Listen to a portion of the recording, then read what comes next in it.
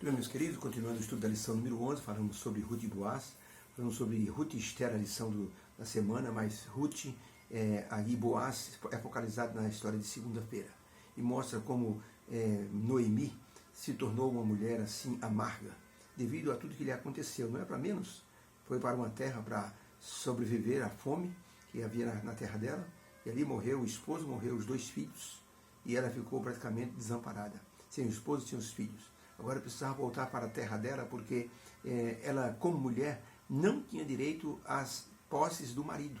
Era preciso que um parente próximo se dispusesse a resgatar os bens e colocar no nome dela. Ou alguma pessoa da família casar-se com uma das noras e então trazer para ela de novo aquilo que ela havia perdido. Era uma situação muito delicada. Mas Deus está no comando de todas as coisas. Existe uma menina na Argélia chamada Marsa. Marsa, ela teve o pai falecido. Ficou muito triste, a mãe também, e a mãe acabou adoecendo junto com o irmão dela. O irmão dela tinha em torno de uns 12 anos, ela tinha 15 anos. Marsa tinha um cavalo muito bonito, e esse cavalo chamava-se Morru. E a mãe dela disse: Marsa, vamos ter que vender o cavalo, filha, porque como é que nós vamos sobreviver? Eu não estou trabalhando, seu pai faleceu, temos que vender o cavalo. Perto da casa de Marsa tinha um acampamento de soldados franceses. E Marsa foi até lá e ofereceu o cavalo, belo cavalo, era um belo animal. Um oficial do exército francês chegou perto de Marsa e perguntou: menina, quanto você está pedindo por esse cavalo? Muito bonito o seu cavalo. Ela disse: 1000 francos. Ele sorriu e disse: por que tão barato? Ela disse: não sei, minha mãe que estipulou esse preço, é o dinheiro que a gente vai ter para sobreviver até que o dinheiro acabe. O oficial disse: olha, eu vou comprar o cavalo. Está aqui os 1000 francos e pode deixar o cavalo aqui. Marsa deixou o cavalo com o oficial e voltou para casa, um pouco triste porque se desfez do seu belo animal. Mas, por outro lado, estava consciente de que havia conseguido o sustento para pelo menos mais um mês, junto com a sua mãe e seu irmãozinho menor. Quando foi no dia seguinte, quem é que apareceu na casa de Marsa? O cavalo Morru fugiu do acampamento dos franceses e veio parar na casa de Marsa. Marsa ficou impressionada, diz: ele veio para cá, mas eu não posso ficar com ele, não é meu, eu já o vendi para o oficial. Ela colocou um cabresto no cavalo e levou até o acampamento do oficial francês. O oficial ficou impressionado com assim, a honestidade dela, porque ela poderia simplesmente esconder o animal, e ele não queria achar aquele animal. Então a Marsa disse: olha, eu vim trazer o cavalo de volta. Ele deve ter fugido e voltou para minha casa. Ele disse: olha, estou impressionado com a sua atitude. Vou fazer o seguinte, eu vou te dar mais 1000 francos por sua honestidade. E disse: Marsa, olha, eu acabei de saber agora pelo meu oficial que eu vou para a França. Fui transferido para a França. Eu não posso levar o cavalo. Então eu vou fazer o seguinte, fica com o dinheiro que eu te dei e cuida desse cavalo. Tá? Se um dia eu voltar aqui, aí então você me devolve o cavalo. Mas pode usar o cavalo. Tá? Como se fosse seu. Marsa ficou feliz da vida, voltou para casa e ela e a mãe e o irmãozinho louvaram a Deus pelo cuidado. Deus está cuidando de todas as coisas. Nós podemos crer nisso porque isso traz confiança para a nossa vida espiritual, para a nossa vida pessoal. Se estivermos passando por algum problema, alguma dificuldade, temos que crer que Deus está no comando de todas as coisas. Noemi sentiu o peso da vida com tudo que lhe acontecer e até pediu para mudar o nome dela para Mara. Mara foi um lugar onde os israelitas, quando saíram do Egito, eles passaram num lugar não tinha água. Aliás, tinha água, mas as águas eram amargas. E Deus disse para Moisés: pega um galho de árvore, joga na água, as águas de Mara, e elas vão se tornar doces. E assim aconteceu. Então, Noemi sabia dessa história e disse para as pessoas: me chamem de Mara agora, porque minha vida é muito amarga. Perdi o esposo e os 2 filhos, eu estou numa amargura muito grande. E ela pediu para mudar o nome dela, tá? Mas ela sabia que Deus estava cuidando do seu futuro. Deus estava cuidando do futuro dela e de Ruth, porque a outra nora, órfã, voltou para a sua família, para a sua terra natal, mas Ruth disse: eu vou ficar com você, eu não vou te abandonar. E agora Ruth voltou para Canaã, para Belém, assim onde estava a sua família, a família de Noemi.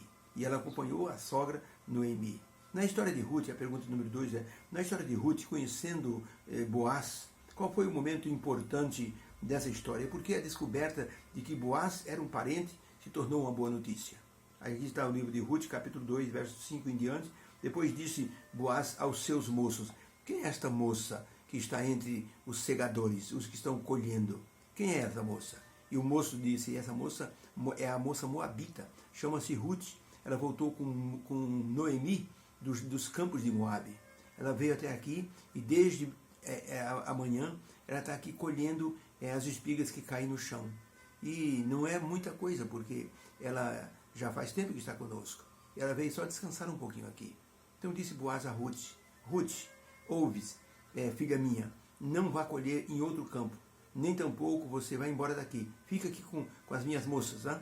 Então Ruth se inclinou em terra e disse, porque achei graça em teus olhos, para que você faça isso por mim, sendo eu uma estrangeira? E respondeu Boaz, eu estou fazendo isso, Ruth, porque me contaram o quanto você fez a sua sogra. Depois que o marido dela morreu, você deixou seu pai e sua mãe, tudo, tudo mais, você vieste morar entre um povo que você não conhecia. O Senhor te retribua a tua ação, a tua boa ação. Deus te seja bom e Deus te conceda um pleno galardão da parte do Deus de Israel, em cujas asas você veio se abrigar. E disse ela, ache eu graça em teus olhos, Senhor meu, porque você me consolou, você falou ao coração da tua serva, não sendo eu ainda nenhuma de suas criadas, o Senhor me tratou muito bem. E sendo já hora de comer, disse Boaz, achega-te aqui e come do pão junto conosco. E ela se assentou ao lado dos segadores, e Boaz lhe deu trigo tostado, e ela comeu e se fartou até sobejar. E levantando-se ela para colher espigas caídas no chão, Boaz disse para os seus moços, deixai a colher, não a censureis, e deixai cair alguns punhados bons, para que ela possa pegar, para que ela possa colher.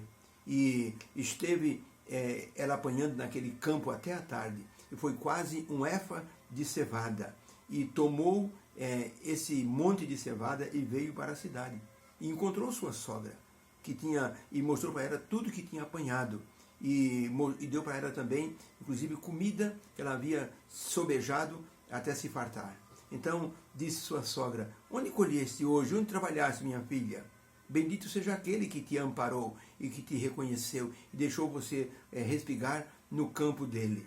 E relatou a sua sogra com quem tinha trabalhado, e disse, o nome do homem com quem hoje trabalhei é Boaz. Então Noemi disse à sua nora, bendito seja Deus, que ainda não tem deixado de lado a sua bondade para com os vivos e para com os mortos. Disse Noemi, Ruth, esse homem é nosso parente chegado, é um dentre nossos remidores. E ficaram felizes. Então, na história de Ruth, qual o momento mais importante? O momento mais importante foi quando Noemi descobriu que Ruth havia encontrado Boaz e que ele era um parente que poderia ser o resgatador dos bens do marido falecido. A partir daí, a vida das duas começou a mudar para sempre. E Noemi reconheceu que Deus estava conduzindo todas as coisas.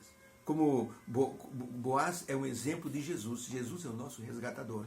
Ele nos viu desamparados, órfãos, sem nada na vida, e ele se tornou nosso parente, porque nos adotou como seu irmão, como seus filhos. Tá? E esse resgate ele fez na cruz e nos devolveu vida plena. Só Jesus pôde nos resgatar da condição em que nós estávamos, desamparados, longe de Deus, e ele então nos fez co-herdeiros com ele. Deus nos abençoe. Possamos ver na história de Ruth e de Boaz um sentimento de segurança para tudo que possa nos acontecer. Deus está conduzindo nossa vida para um desfecho feliz. Que haja uma bênção em cada coração. Fica com Deus.